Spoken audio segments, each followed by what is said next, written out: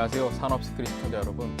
오늘은 지난 시간에 이어서 중소기업 산업기술 보호를 위한 추진 전략 중 사람 관리에 이어 다양한 시스템이라든가 관리 체계, 그리고 마지막에는 중소기업 기술 보호 지원 정책에 대해서 여러분께 설명을 좀 드리도록 하겠습니다.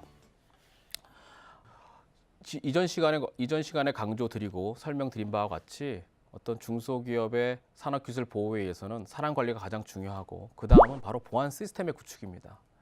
이제 사람의 어떤 구성원의 의식이나 지식이 이제 확산됐다고 한다면 실제로 그걸 가지고 도구를 설치해야 됩니다. 보안 도구를. 소위 말하는 이제 자물쇠를 잘 잠궈야 되는데, 이때 우리가 적절하고 필요성 있는 자물쇠를 잠가야 될 필요가 있습니다. 어떤 바이러스도 되게 중요한 부분이지만 어떤 유출 방지에 좀 특화된, 그리고 그것이 보안 사고가 발생했을 때 어떤 사고의 문제점을 해결할 수 있는 그러한 것의 목적에 맞춰서 우리가 보안 시스템을 구축할 필요가 있습니다. 일반적으로 중소기업들이 실제로 산업기술 보호를 위해서 구축하고 있는 그런 시스템을 보게 되면 약간 일반 너무 정보보호 쪽에 좀 특화된, 그리고 너무 한정된 그런 시스템이 구축되고 있지 않나 생각됩니다. 지금 방화벽이라든가 침해 대응, 침해 탐지, 또 침해 대응 시스템, 이런 부분들에 대해서는 물론 내부자에 의한 어떤 유출보다는 외부자에 의한 공격을 방어하자는 부분들이 강하거든요. 그래서 우리가 산업기술 유출 방지를 위한 어떤 시스템을 구축하고자 할 경우에는 그러한 시스템보다는 첫 번째, CCTV와 같은 어떤 모니터링 시스템을 구축해야 될 필요가 있고요. 두 번째는 앞서 우리가 이전 강의에서 설명드린다시피 중소기업의 핵심 자산들은 어떤 중앙에서 모여 있는 것보다는 산재되어 있기 때문에 이 산재된 PC에서 정보가 유출될 가능성이 상당히 높습니다. 그렇기 때문에 그 PC들이 외부로 나가는 것을 어떻게 막을 것이냐. 그런 관점에서 메일 보안이라든가 메신저 보안 시스템을 또 우선적으로 다른 시스템에 비해서 선제적으로 구축할 필요가 있습니다. 그리고 마지막에는 바로 최근에 손쉽게 그 온라인상보다는 또 오프라인으로 USB의 카피를 통해 가지고 유출이 많이 되기 때문에 그런 유출 시스템, 그런 디바이스, 소위 말하는 PC 보안 또는 매체 보안 시스템을 우선순위로 구축해야 될 필요가 있습니다. 그리고 다음에는 시스템에 이어서 바로 보안 관리 체계의 인증을 받는 것입니다. 관리 체계라는 것은요, 실제로 어떤 조직의 목표를 위해서 A부터 Z까지 전반적인 지침, 통제 항목들을 얼마큼 잘 이행하고 지속적으로 계획하고 그다음 활용하고 있는지, 이런 것들을 전반적으로 평가를 해서 인증을 주는 것입니다. 그래서 그 인증을 주는 기관은 크게 세 가지 기관이 있는데요. 첫 번째, 키사의 ISMS라는 게 있습니다. 즉 키사라는 것은 한국인터넷진흥원이고요. 거기서 인증하고 있는 정보보호관리체계, 그 한국의 첫 번째 인증이라 할 수 있겠고, 또 국제적 표준이 있습니다. 그것이 바로 ISO 27001이라는 것입니다. 그래서 이러한 부분들을 우리가 구축하고자 할 경우에는 관련 컨설팅에 의뢰하거나 앞서 전번 시간에서 말씀드린 관련 기관에 한번 문의를 하시게 되면 좀 더 효율적으로, 좀 더 저렴한 비용으로 구축할 수 있는 길잡이를 찾을 수 있을 것입니다. 마지막으로 요즘 나온 게 뭐냐면 산업보안관리체계가 나왔습니다.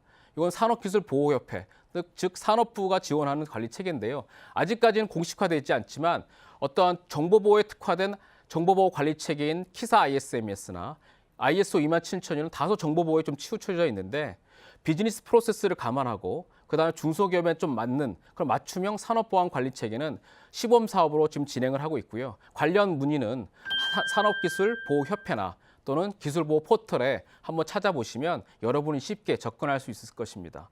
아직 인증 초기라 시범적으로 여러분 기업에도 적용할 수 있는 좋은 그 기회가 여러분께 제공될 것입니다.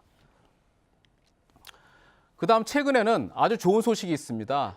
이러한 정부의 다양한 정보 지원책뿐만 아니라 어떠한 큰 법적으로 하나의 큰 우산이 만들어졌는데요. 그것이 바로 중소기업 기술보호법이 이번에 통과돼서 시행령 제정을 앞두고 있습니다. 중소기업 기술보호법은요, 중소기업이 어떤 중소기업의 핵심 기술이 유출되는 것을 막는 기존의 어떤 상기법, 산업기술 유출방지법과 더 넘어서 중소기업에 특화된, 특히 해외 유출뿐만 아니라 대기업과의 협력 과정에서 우리 기업이 대기업의 업무를 수행하는 과정 속에서 기술 유출될 수 있는 사례가 빈번함에 따라서 이들을 안전하게 보호해주는 그런 장치적 제도가 만들어졌다 할 수 있겠습니다. 그래서 중소기업에게 다양한 정책, 이 법에 근거한 다양한 정책들이 지금 마련되고 준비되고 있는데요.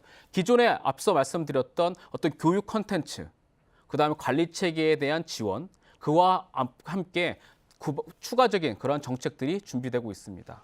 그 정책들을 몇 가지만 좀 살펴드리고 설명드리도록 하겠습니다. 먼저 첫 번째가 기술보호 상담제도입니다.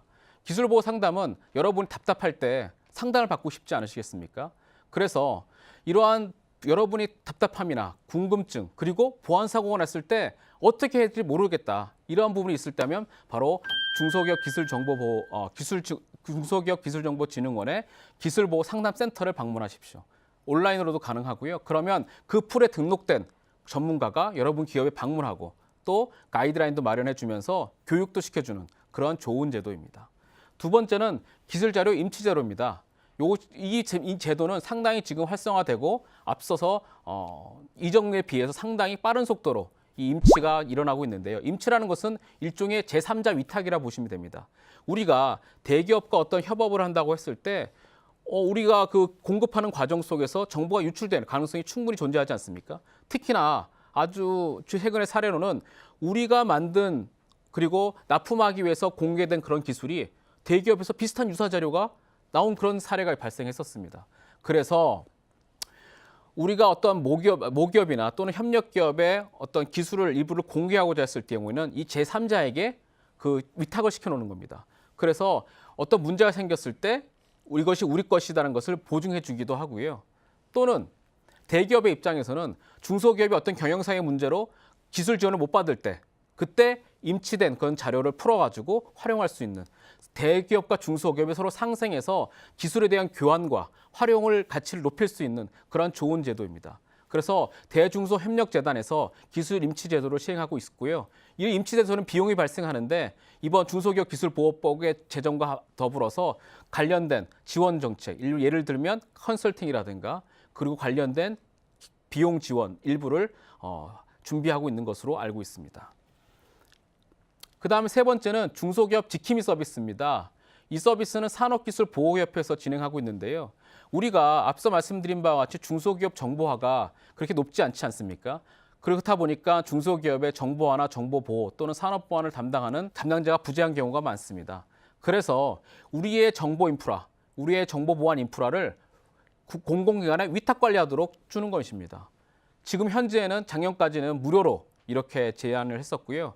그래서 외부에 의한 공격뿐만 아니라 내부에 의한 유출 방지도 어떤 중앙의 관제센터를 통해서 유출 방지를 해결해주는 이러한 서비스인데요. 현재 산업기술보호협회에서 진행하고 있는데 지금 현재 무료로 이렇게 여러분께 제공하고 있고 저렴한 비용으로도 지금 제공하고 있습니다.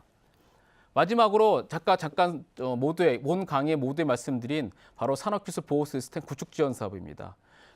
우리의 필요에 맞는 그러한 시스템이 구축될 필요한 시스템이 도출되었다고 했을 때 그 비용을 일부를 지원해주는 그런 좋은 제도입니다. 그래서 앞서 말씀드린 그런 사람 관리, 그 다음에 또 시스템 구축, 그다음 관리 체계, 교육 이런 부분들이 정부의 이번 근본 중소기업 기술보호법이라는 큰 울타리 속에서 들어오게 됐고요. 그 울타리 속에서 이러한 것들을 측면 지원하기 위해서 기술 임치제도라든가 상담센터라든가 지킴이 서비스라든가 그리고 마지막으로 시스템 구축 지원 사업이라든가 이런 부분들로 제공되어 있기 때문에 여러분이 의지가 있고 그리고 우리가 지속 가능 성장을 확보하고자 했을 경우에는 이러한 좋은 제도를 활용해서 여러분께 중소기업 산업기술 보호의 해법을 제시할 수 있을 것으로 확신합니다.